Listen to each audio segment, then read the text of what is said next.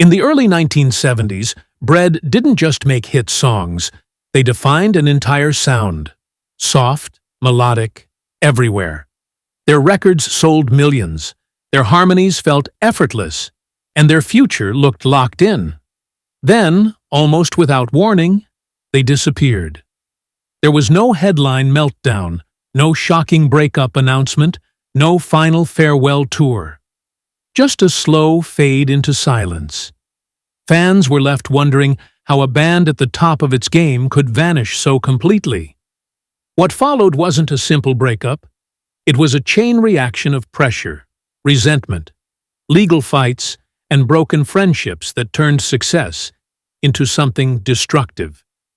This is the story of how Bread reached everything they wanted and lost each other in the process. They had it all: overnight fame, rivers of money, talent critics called genius, and they destroyed it in just 18 months of non-stop conflict. The man who wrote If watched sheriff's deputies catalog his recording gear, the voice behind Baby I'm a Want, you spent his later years playing county fairs for audiences of 200. They went from selling out Madison Square Garden for 3 nights in a row to arguing over who owned a 12-year-old mixing board. From private jets to bankruptcy court, from close friendship to restraining orders. Picture it. 1970, Los Angeles, the biggest soft rock band in America. And David Gates is signing a contract he hasn't even read.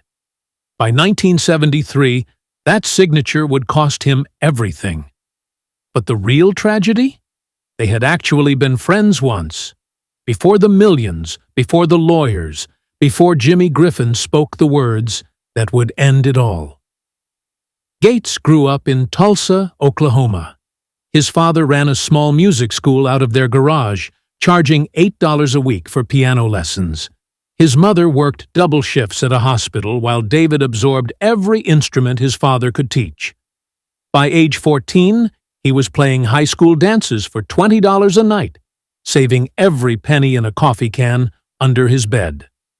That coffee can would eventually hold royalty checks worth $200,000 a month. At first, though, it held sweaty $5 bills from performing Louise until his fingers were raw. Jimmy Griffin came from Memphis, in a poverty that made Gates's childhood look privileged. His father left when Jimmy was 7. His mother cleaned offices at night, slept only 4 hours, and then cleaned houses during the day. Griffin taught himself guitar on an instrument he found in a dumpster behind a pawn shop. 3 strings, no case. He practiced until his fingertips turned to leather. Rob Royer's background was different, but ended in the same way. He was the son of a traveling salesman from Denver, whose father died of a heart attack in a motel room in Amarillo when Rob was 12. The family was left with nothing but debt and a 1959 Buick that barely ran. Royer's mother sold everything except his guitar, knowing it was his only path out. 3 kids from nothing shot straight for everything, then fell back to nothing. But worse, because they had already tasted what they would never have again. They met in Los Angeles in 1968, during a time when every kid with a guitar dreamed of being the next Beatles. Gates was producing records for other artists, earning $300 a week and sleeping in his car between sessions. Griffin washed dishes at a diner on Sunset Strip, sneaking into clubs at night to watch bands he knew he could outplay. Royer sold vacuum cleaners door to door in the valley, practicing guitar in stairwells because neighbors threatened to call the cops. They came together at a session for someone else's album. Gates needed a harmony singer. Griffin needed $75 for rent. That first session lasted 14 hours. They immediately knew what they had. Gates's melodies were sophisticated, nearly classical. Griffin's voice was golden, smooth, like warm honey. Royer arranged harmonies that could make grown men cry. They recorded demos in Gates's garage using equipment he bought at police auctions and repaired himself. No money for a professional studio. They ate peanut butter sandwiches for dinner and called it a business meeting. Griffin shoplifted guitar strings. Royer sold blood twice a month for gas money. Gates pawned his watch, TV, everything except his piano.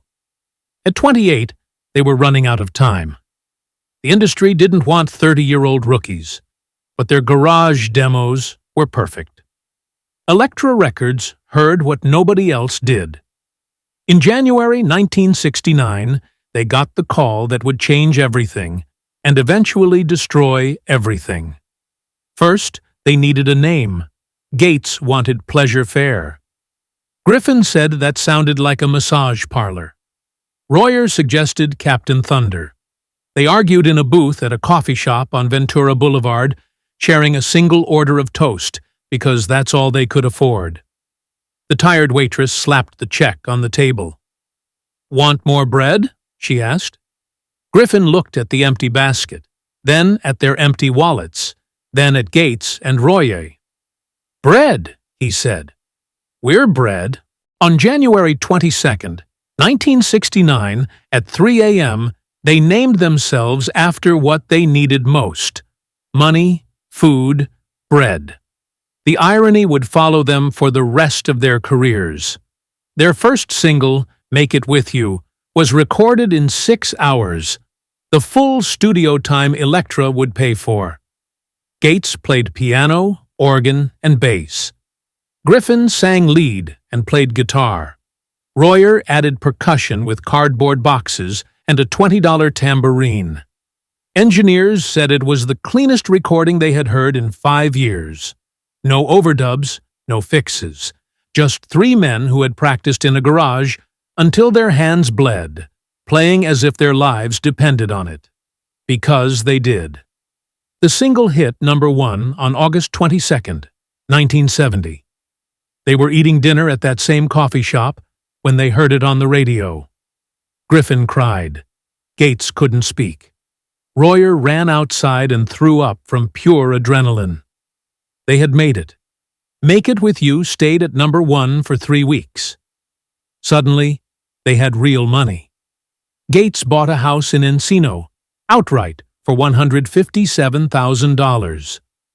Griffin got a Porsche 911. Royer bought his mother a house in Denver and flew first class to hand her the keys. The album went gold in just 2 months and platinum within 6. They were appearing on every major TV show: Ed Sullivan, Johnny Carson, Dick Clark, all calling them the future of American music. They returned to the Troubadour to show they hadn't forgotten their roots. 3,000 people showed up for a 500-seat venue. The fire department shut it down. They moved the performance to the Greek Theater and sold it out in 4 hours. But the success was already taking a toll. Griffin wanted to be on the road constantly. Gates hated touring and preferred the studio. Royer was stuck in the middle, trying to keep peace. The fights started small. Who got songwriting credit? Who sang which line? Who stood where on stage? But money magnified everything, especially egos. Their second album, On the Waters, had to be flawless. The pressure was suffocating. Gates spent 18-hour days in the studio, tweaking the same songs over and over. Griffin turned to alcohol, first beer, then whiskey, then whatever would dull the pressure. Royer saw it all coming, but couldn't stop it. The album produced 3 more hits: If, Baby, I'ma Want You, Everything I Own. Each one bigger than the last. They were unstoppable, until they weren't. By late 1971, they were the top soft rock band in America. Baby, I'ma Want You hit #3 in January 1972. The album sold 2 million copies in just 10 weeks. They were earning $80,000 per show, playing 60 shows in 70 days. Gates was making $600,000 a year from songwriting royalties alone. Griffin and Royer earned about half that from performing and recording. They bought the cars, houses, boats, and studios they'd always wanted. But the touring was breaking them. Literally. Griffin's drinking spiraled out of control.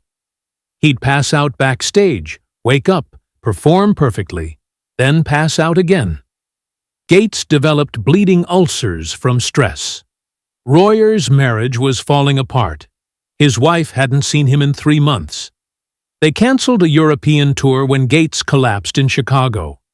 The doctor said he was just 2 days from a perforated ulcer that could have killed him. Griffin responded by getting arrested for drunk driving in Phoenix. The police reported his blood alcohol was 3 times the legal limit. Royer bailed him out, and then quit the band that night, December 15, 1971. Contracts, however, meant they couldn't truly leave. Elektra owned them for 3 more albums. They had to keep going, pretending they weren't tearing each other apart. The 3rd album, Guitar Man, was recorded with session musicians because they couldn't be in the same room. Gates produced it alone, sending tapes to Griffin and Royer for their parts. They never met during recording. Still, the album went gold. The machine kept running even as its operators collapsed. Larry Knechtel joined in early 1972, replacing Royer, who stayed home as a creative consultant, collecting checks. Knechtel, a session legend, expected easy work. He was wrong. The hatred between Gates and Griffin was toxic. They communicated only through lawyers, managers, or intermediaries. Mike Botts joined on drums, another session pro drawn by the paycheck. He lasted 8 months before the toxicity drove him away. But touring continued, because the contracts demanded it. The money demanded it. The machine demanded it. In March 1972, they played Madison Square Garden. 20,000 fans sang every word. Backstage, Gates and Griffin were separated by security after Griffin threatened him over a chord change. The crowd didn't notice. They saw smiles, flawless performances, bows, and then each returned to separate dressing rooms, cars, and hotels. Reviews called the show perfect. Rolling Stone called them America's answer to the Beatles. No one knew they hadn't had a real conversation in 6 months. No one saw Gates meeting with lawyers to dissolve the band, or Griffin drinking a 5th of Jack Daniels before each performance just to stand on stage with Gates. The 4th album was their last shot. They knew it. Elektra knew it. Everyone knew it. Baby I'm a Want You was still selling, but singles from Guitar Man stalled. They needed something special. Instead, they got war. The final recording sessions happened in September 1972 at Sound City Studios in Van Nuys. Gates had 12 new songs. Griffin brought 8. They argued over every track, what to include, who sang lead, how loud the guitar should be. Griffin wanted rock. Gates wanted ballads. The engineer later called it the most uncomfortable session he'd ever seen. The two stood with their backs to each other while recording. Other bands in the studio complained. Elektra sent a mediator. He quit after 2 days. Gates finished the album alone, mixing it because Griffin refused to participate. Released in March 1973 as The Best of Bread, a greatest hits after just 4 years, the album was an admission of defeat. Yet it sold 3 million copies, their biggest success built on their biggest failure. The supporting tour was scheduled for 40 shows. They made it through 12 before everything blew up. April 15, 1973, Austin, Texas. Griffin was drunk before sound check. Gates refused to perform. Griffin went on alone, telling the crowd Gates was too good to play for them. Gates watched from the wings, then walked out for the show, the band, the partnership, everything they'd built. The remaining 28 shows were canceled. Lawsuits followed the next morning. Bread was finished. But the legal battles were just beginning. Elektra sued first. Breach of contract, $3.7 million. Gates countersued, claiming Griffin's drinking made fulfilling the contract impossible. Griffin sued Gates for defamation, $2.2 million. Royer sued both for unpaid royalties, $800,000. Lawyers earned more than the band ever did. Depositions dragged on for months. Gates testified that Griffin had threatened him with a broken bottle in Dallas. Griffin claimed Gates stole songwriting credits. Royer testified they were both unstable. Court records stretched 1,100 pages, with financial records subpoenaed and personal letters entered as evidence. Their entire friendship was dissected and destroyed in public view. The legal battles stretched on for 3 years.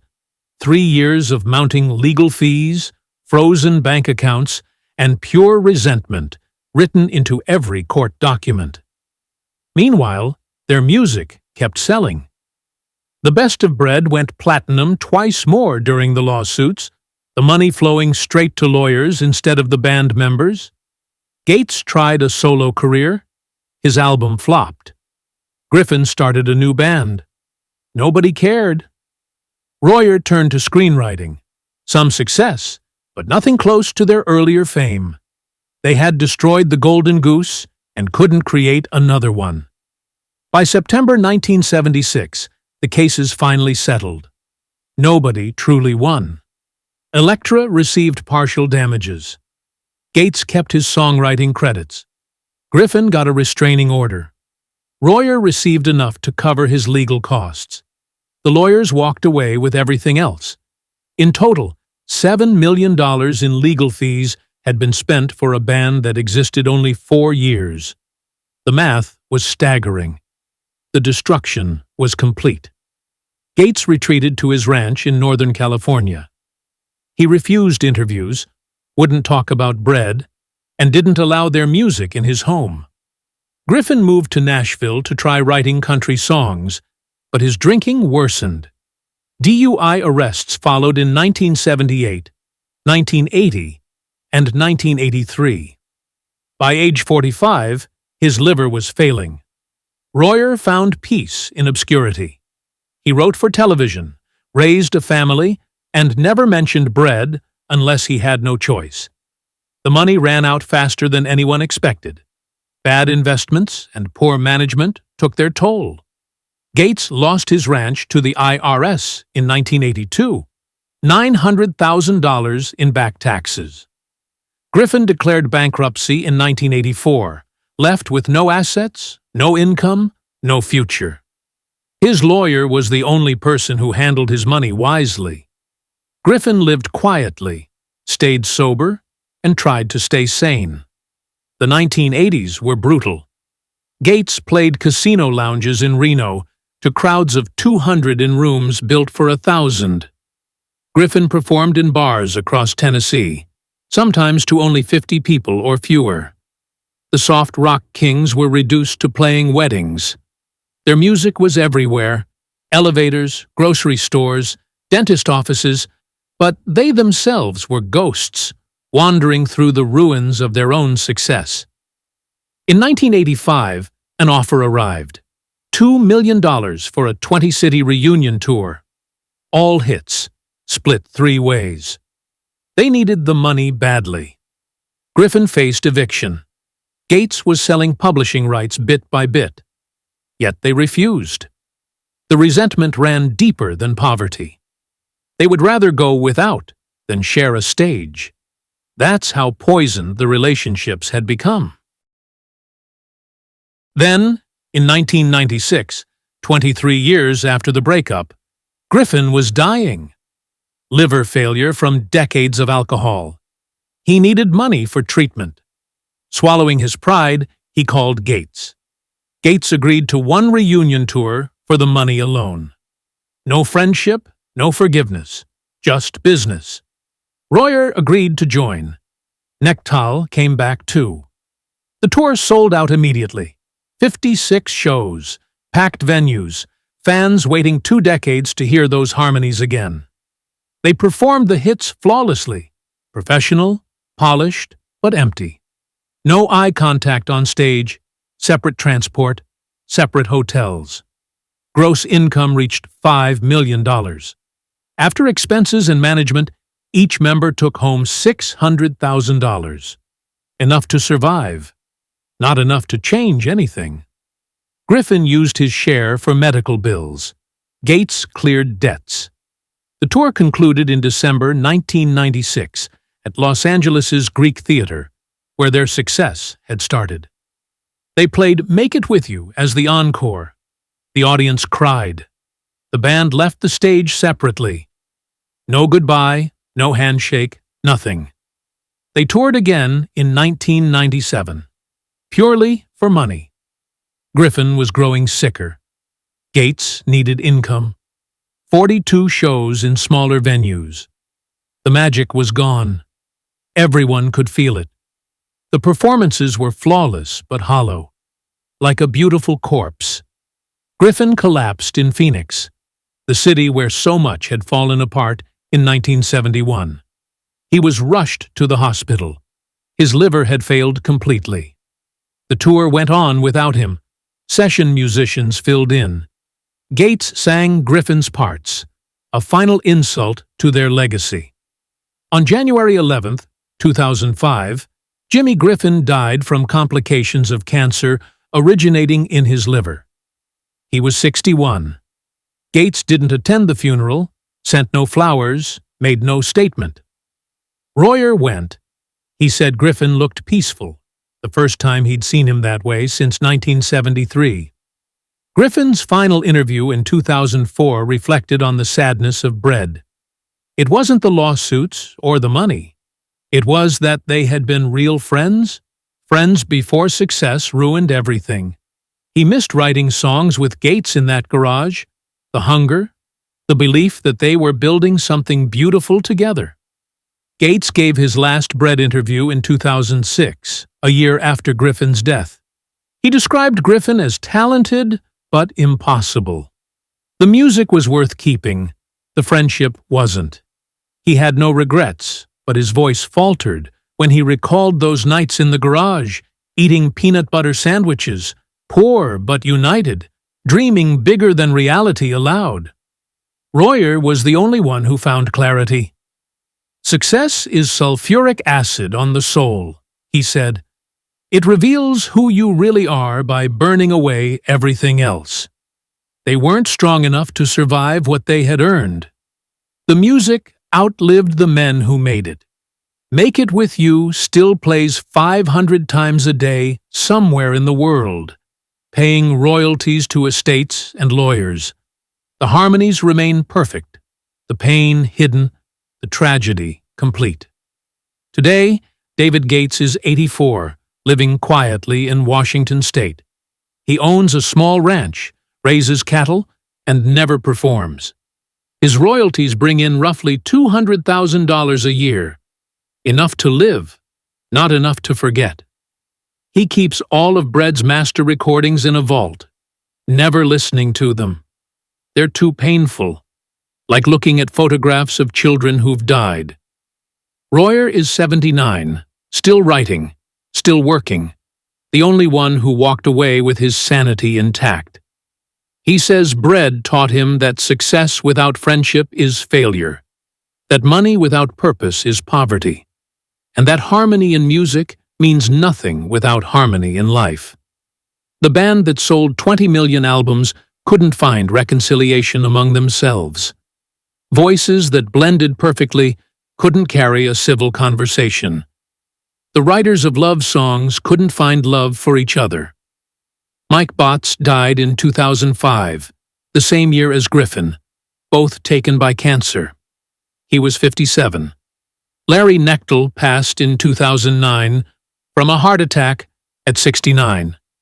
The band is mostly gone now. Only Gates and Royer remain. Two old men who once made millions singing but couldn't make peace. The Greek Theater where they played their last show together still stands, still hosting concerts. The dressing room where arguments raged has been remodeled 6 times. No trace remains of the verbal blood they spilled. But late at night, some security guards swear they hear harmonies, perfect harmonies echoing from empty rooms. The music industry never learned from Bread's collapse. Bands still fall apart over money, still fight over credits, still let resentment win. But Bread's breakup was different. It wasn't just a split. They destroyed each other, legally, financially, emotionally, spiritually. The soft rock princes became casualties without ever touching a power chord. Their downfall was acoustic, melodic, and utterly brutal. Gates once said, "The hardest part wasn't losing the money or the fame, it was losing the ability to hear their music without pain. Every song reminded me of what we threw away. Every harmony was a ghost of dead friendship." Griffin died without forgiveness. Gates lives with memory as a burden. Royer survives by never looking back. 3 men. 3 endings to the same tragedy. 3 lives that reached millions yet couldn't reach each other after the wealth came. The bread they named themselves after became the bread that broke them. Body and blood, flesh and wine. Communion became excommunication. Thanks for watching, and we will see you in the next video.